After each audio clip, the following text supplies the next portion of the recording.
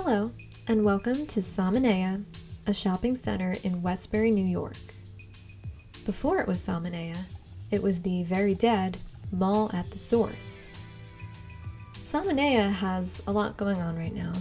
There's a lot of new stores opening, there's restaurants that are opening. There's actually some interesting stuff going on here.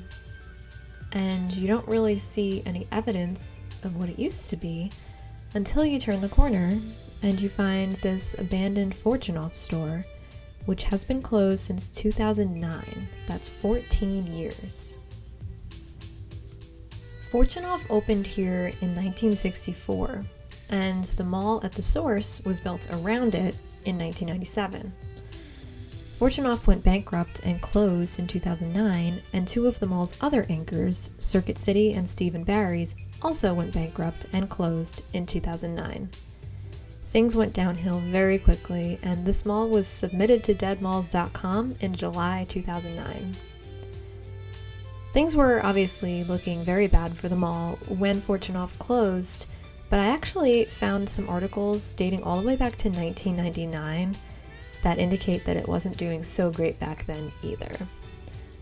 What I love about this mall is the branding. They use the original designs from 1997 all over the place, especially in the parking lot.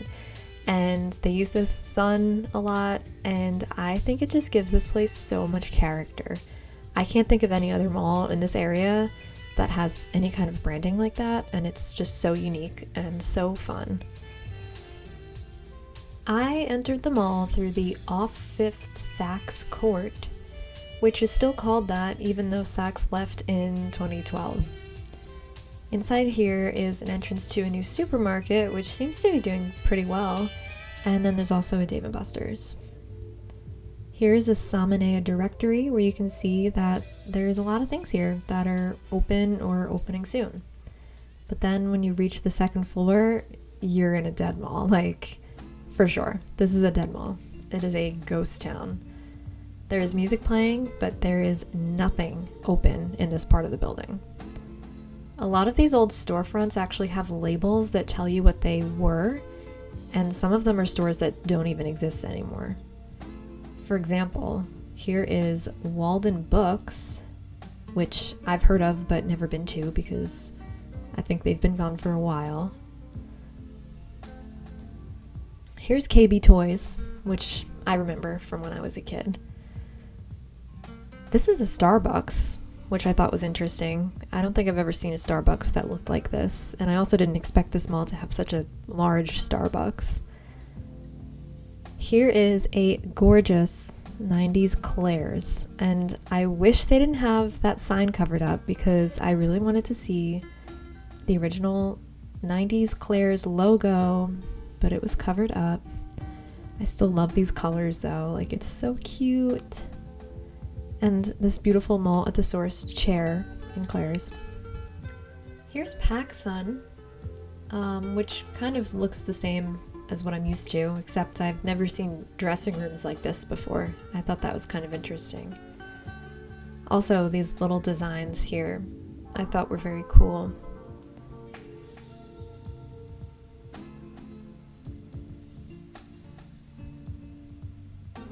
Here's a beautiful 90s Bath & Body Works. Here's Foot Locker. And here's the inside of Foot Locker. This was a Gap store, but I only know that because of the little label. Here's a cool little history of the mall, which is actually really cool and interesting, except I noticed that they left out the part where the mall sat almost completely vacant for 10 years. And here is the beautiful food court, which of course has no food at all. Every time I come here, they have the lights turned on for the sign at Walk Express, and I'm a little perplexed by that.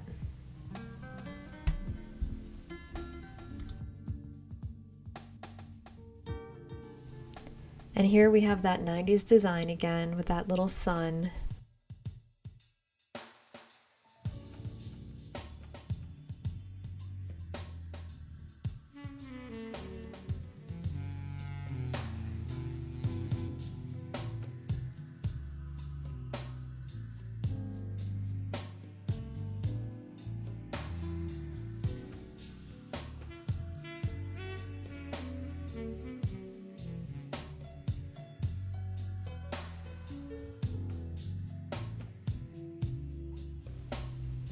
I saw this store here that I had never heard of before, Lola 2, and I have no idea what that is. And I looked inside and I saw this. So, I don't know what kind of store it was.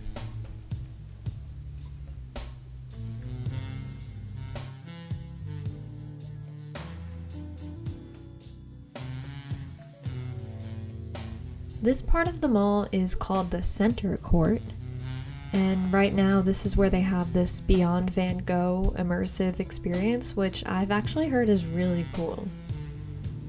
And then here we have the Cheesecake Factory, which is very much open and often crowded, but the rest of the mall is not crowded at all. This is the Fortunoff Court, where they have these signs that I guess haven't been updated in a while. This particular sign says Virgin Megastore on it. That's been gone for a while. And then over here, the entrance to Fortunoff was open because they were like doing work in there, and I knew I was gonna get in trouble if I went in and walked around, but oh my god, I would have loved to just walk around in there. It's so dated. Look at that sign. That is straight out of the 60s. I love it. Here we have more signs directing us to stores that are not here. So now we are at the lower level of the mall in the Fortunoff Court. We have another Fortunoff entrance there. And then this is where we start to see some of the newer stuff that they have here.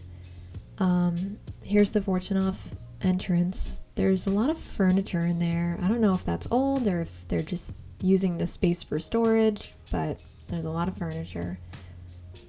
So this is like a newer area here. So on one side of you, in this hallway, you will see these very cool murals.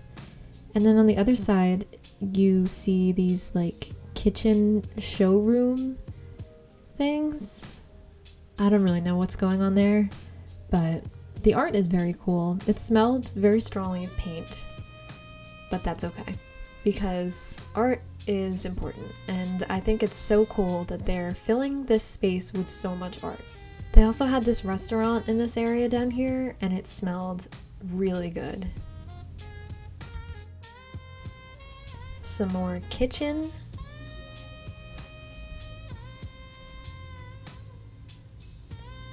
They had this piano store which was open.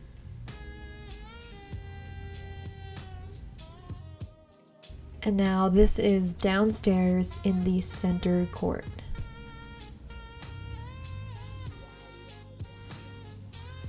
This Bloomingdale's outlet was open, and they had a lot of stuff in there. And then this mall entrance is just covered in art, which I think is very cool. They had murals, and then they also had art displayed on the walls that was actually for sale.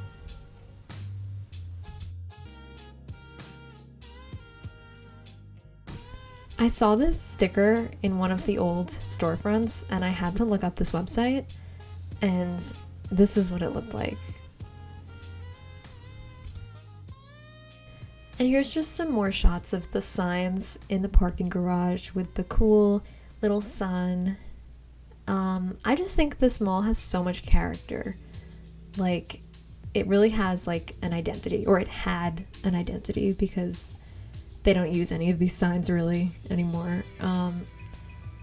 But as much as I love how this mall feels like it's kind of frozen in time, I'm actually so happy to see that it's being redeveloped into something new, because it's so sad to see these giant spaces just sitting there vacant.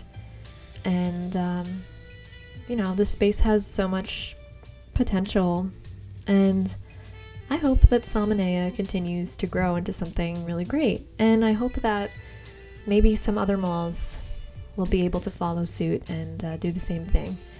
And that is my favorite sign that I saw. My favorite one by far, the food court. I love it.